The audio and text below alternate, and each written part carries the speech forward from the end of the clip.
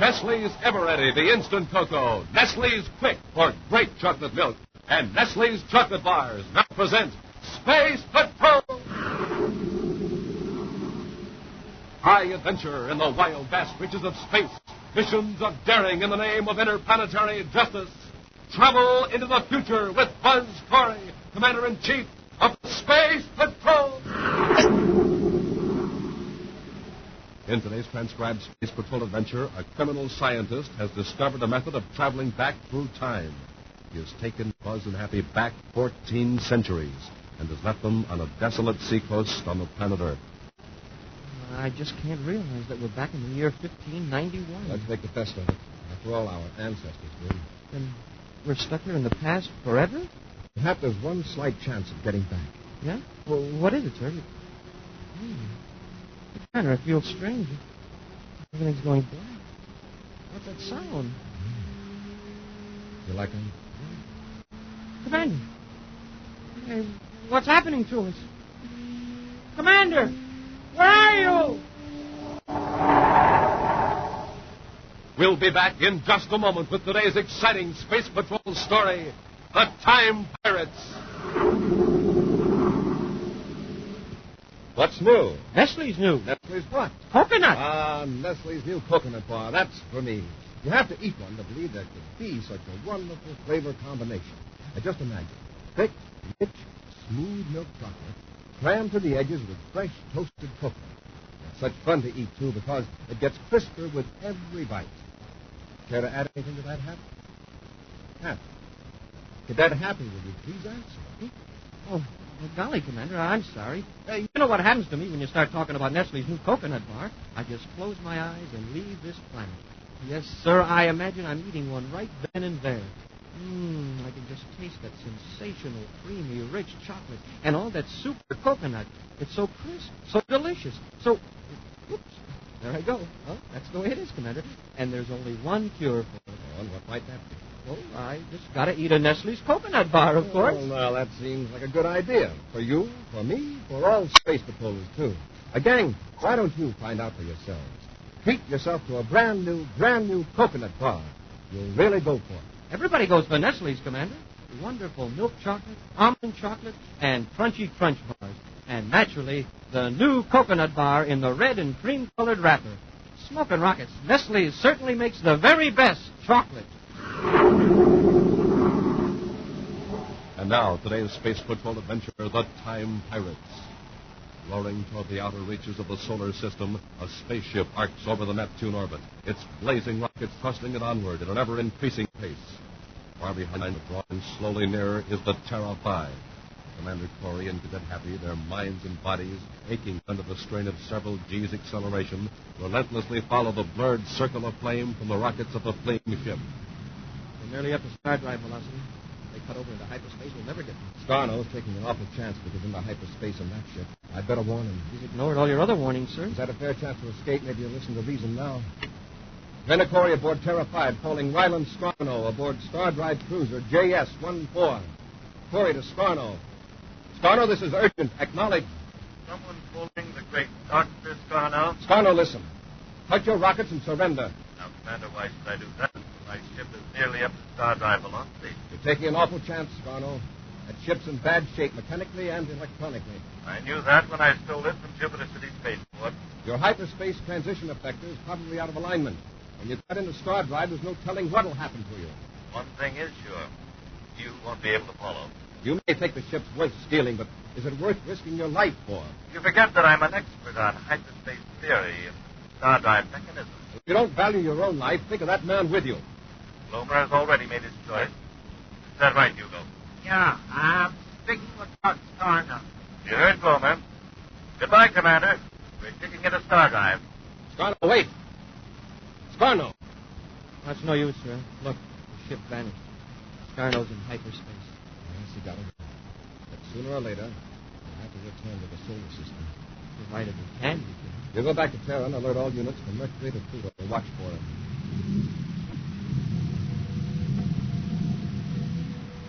In the control compartment of the stolen Star Drive cruiser, Dr. Scarno and his assistant Hugo Blomer have blacked out as the ship makes the sudden transition from regular three-dimensional space into hyperspace. At last, Scarno regains his senses and shakes his companion. Now listen. We're coming out of Stardrive. Yeah. No, I can see streaks of light through the viewport. I'll set up the astrogation instruments. We should emerge about 30 billion DUs beyond Pluto.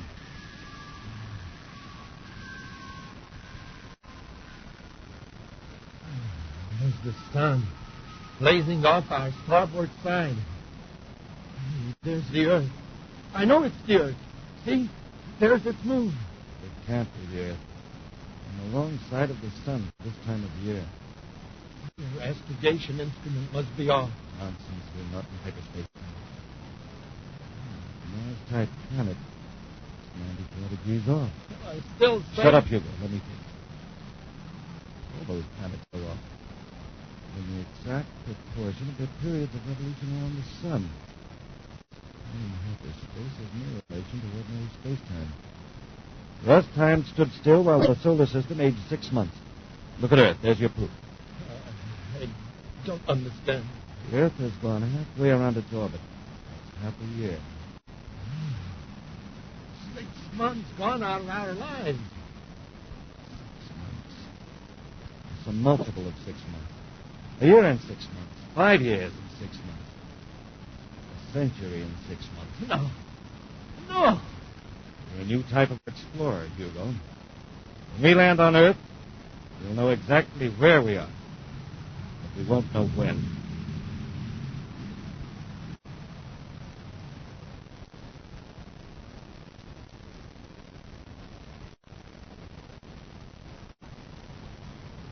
There's no doubt about it now, Hugo. It's Earth, all right. The landmass is the Florida Peninsula. But the city, what happened to the city? And there are no farms, no spaceports, just forest and wilderness. We'll know the answer after we land. I've examined the settings on the hyperspace computer. I think I know what went wrong. Circuits that control the time coordinates are out of alignment. Can you fix them? Yes, I think so. Oh, there's where we'll land. Near the mouth of that river. I'm all confused. Tell me what's going on. Later, Hugo. Just keep your head and trust me.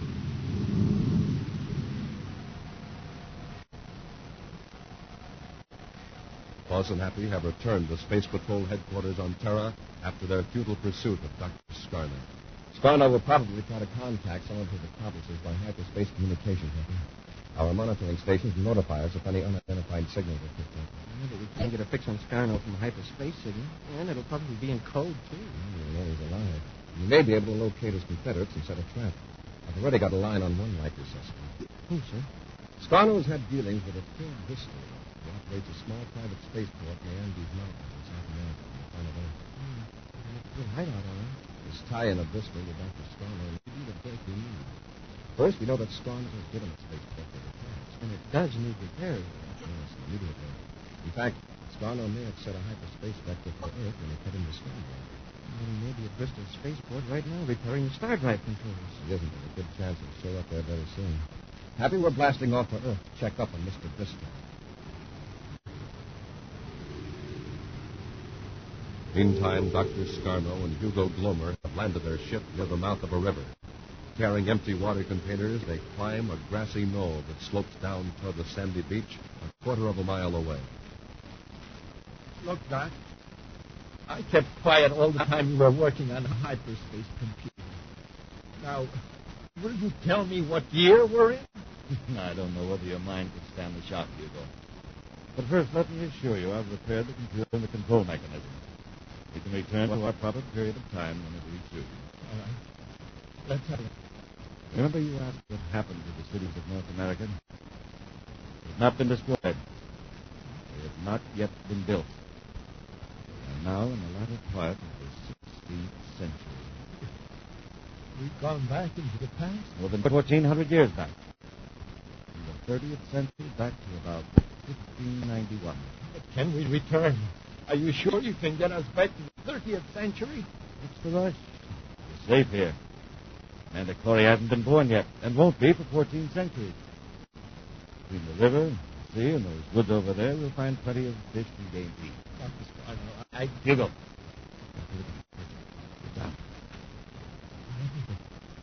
Wait. Men in it. They're running toward the beach. Coming down the river? From the sea. Must be a ship out there. Why didn't we see it when we came in for a landing?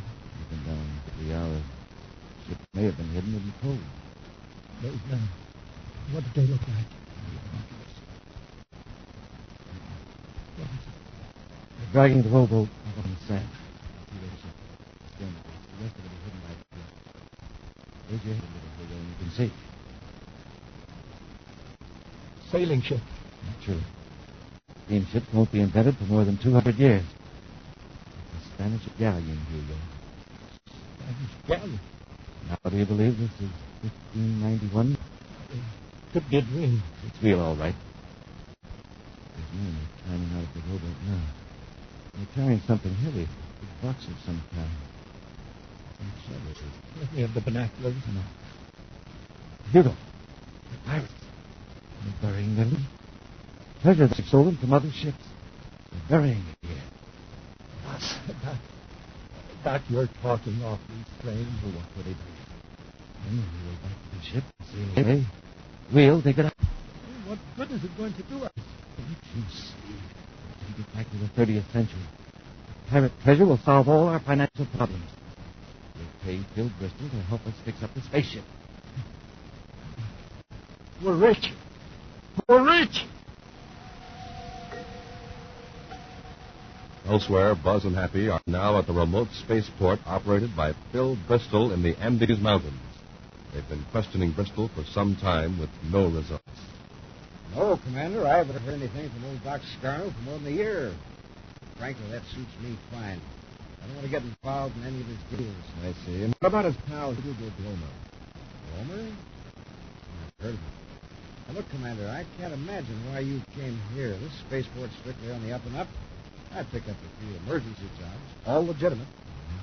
Well, Bristol would like to look around a bit. What's in that hangar over there at the south end of the port? Oh, that's an old hulk, waiting for repairs. Get and I'll take a look at it. There's nothing to see, believe me. What's the matter, Bristol? Something out there you don't want us to see? Why, no, of course not.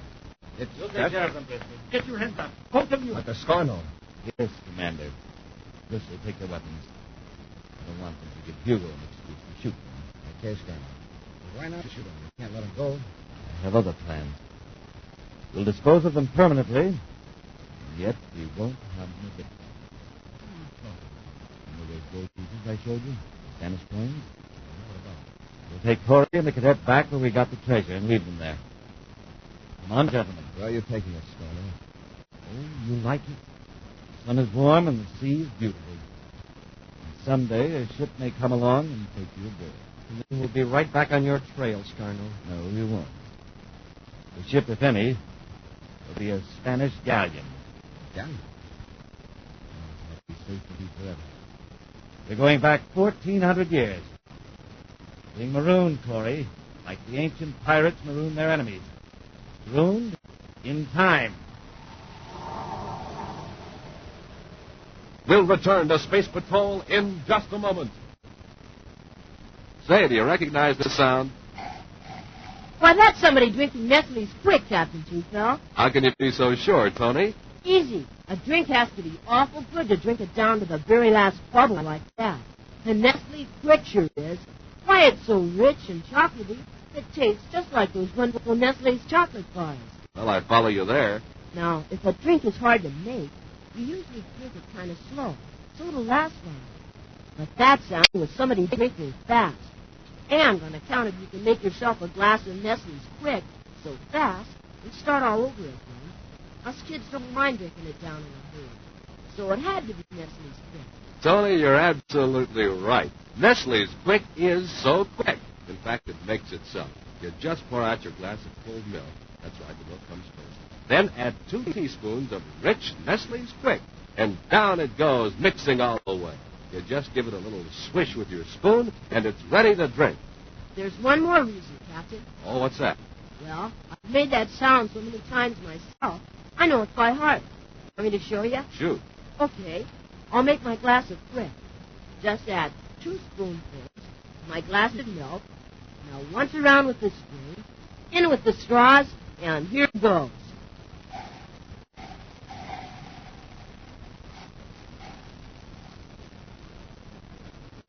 Well, sure enough. That's the happy drinking you get only when you get delicious Nestle's Quick in the bright brown and yellow can. Try some right away.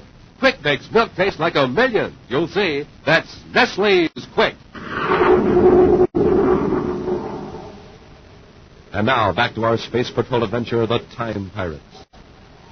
At a spaceport high in the Andes Mountains on the planet Earth, the port manager, Phil Bristol, tells Buzz and Happy he knows nothing about Dr. Scarno and Hugo Glomer, who have stolen the Star Drive ship. Suddenly, Scarno and Glomer emerge from hiding, disarm the space patrollers, and threaten them with a strange fate. Buzz and Happy are to be taken back 1,400 years in time and left on a deserted coast of America in the late 16th century. Well, gentlemen, I see you've survived your first trip back through time. We are now back in the year 1591. It's funny. You don't look a day younger. You're still skeptical. My friend Glomer is bringing the ship in for landing on Earth. Then you will see for yourself. How did you discover this trick of time travel? It was an accident. The hyperspace computer was out of adjustment. Now I can control it. However, to avoid error, I'm returning to the exact moment of time of our previous trip. You're going to leave us here? Yes. I'll be rid of you. Yet I'll have committed no crime. There's no law against transporting people back in time. Is there, Commander? Yeah.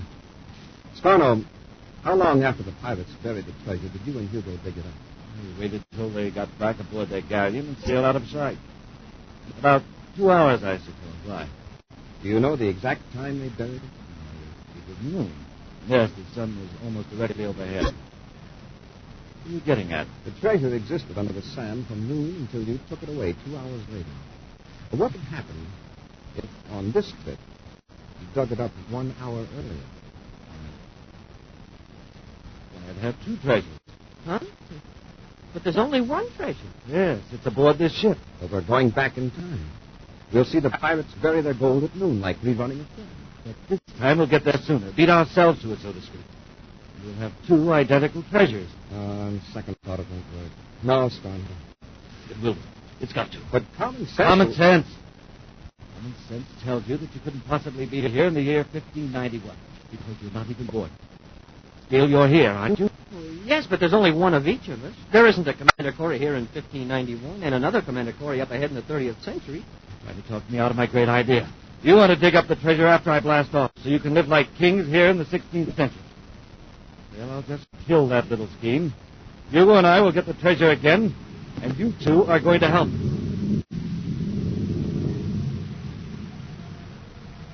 Dr. Scarno carefully repeats the exact landing procedure of his previous trip to the year 1591.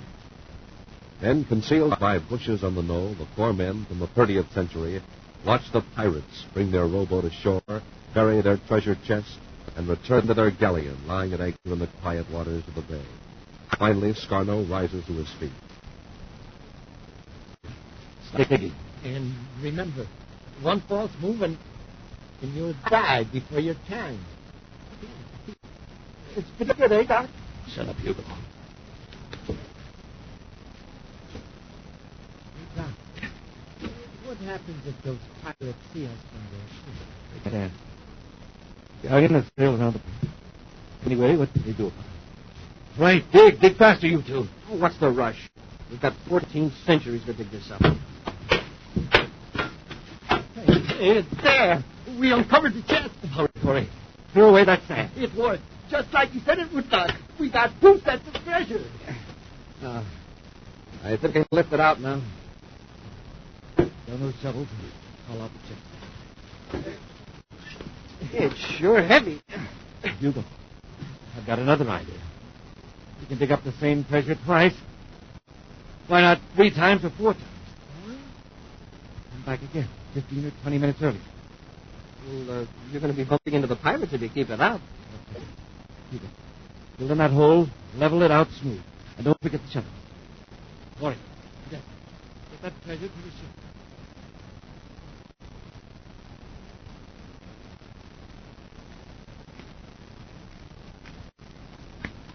Hugo, unlock compartment 2. Put the chest in there with the other. Well, hurry up. This thing isn't getting any lighter. Okay. All right, Corey. Take the chest in the compartment and set it down by the other treasure. Oh. Hey. What other treasure? Doc, look. The other chest is gone. What? That's impossible. Only you and I have the keys to this compartment. Hugo, what are you trying to pull? What do you mean? What am I trying to pull? Are you accusing me of stealing the gold? You didn't do it. Who did? I've got a notion that... Don't move, Corey. Still got you covered. Hugo, listen. Corey has just been waiting for us to get into a private scrap so he and the cadet can jump us. Well, where did you ever get an idea like that? In fact, he probably planned this whole thing. How could they? They were locked up in another compartment, except when they were with us on the beach. Corey's figured out some trick about this time travel effect. What is it, Corey? Where's the first treasure we dug up? Right here. Happy and I just set it down. It's the second chest. Look, one object can't be in two places in the same instant. The instant the ship returned to the year 1591, the treasure vanished from the compartment. And this time we dug up the same chest as before. Only half an hour sooner, that's it. Of course, if we took the chest ahead to the 30th century and left it there, and then came down... You got it. See, Scarno? Our spaceship is a time machine. If the gold isn't in the time machine, it couldn't return to 1591. It would stay in the future with Bristol. It's a possibility, Scarno. It's worth trying. If you thought this up so we take you back to the 30th century, you're mistaken. Corey, you and the cadet are staying here. Hugo, get them out of the ship. We're blasting off. Left behind on the desolate coast in the year 1591, Buzz and Happy watched the ship blast off into space on its strange journey into the future. Accepting their situation bravely, Buzz suggests they explore their surrounding and search for food. Right now, several hours later, the space patrollers walk along the wet sand of the water's edge. Since we haven't any weapons to hunt with, our best bet is to try to dig up some clams. Yeah. Looks like there are a couple of Robinson Crusoes over here. Let's try this spot. Let's start digging up. Why are you watching the sky? Oh, I'm looking for Scarno's ship. He ought to be back by now. Yeah, but turned here and blasted off again for you. Wouldn't we have seen him? Pat, when he returns, he'll have set his time selector to about noon of this day in 1591. To us, it's now 4 hours later. The arrival of the pirates, Scarno's return, and both events are past history for us. I just can't realize that we're back in 1591. I'll have to get used to it. Let's make the best of it. After all, our ancestors did. Then we're stuck here in the past forever? Stuck in the past now. It's our present. However, there's one possibility, one slight chance of getting back to the future. Yeah? Hey, if you explain, everything's going bad. What's that sound? Hey, Commander, what's happening to us? Commander, where are you?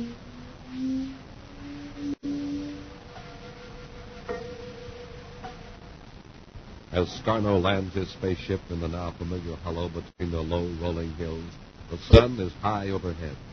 The Spanish galleon rolls gently at anchor in the bay, its pirate crew unaware that pirates of the future are waiting to steal their plunder. All right, Hugo, get the shovels out of the tool compartment. Okay, Doc.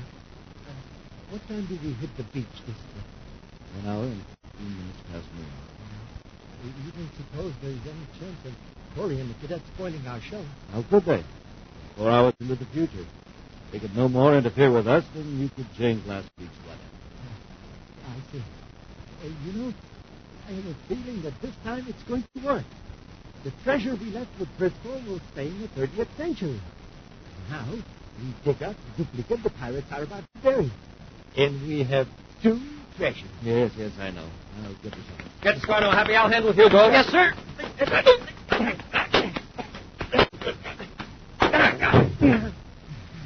Okay, Hap, take it away. Yes, sir.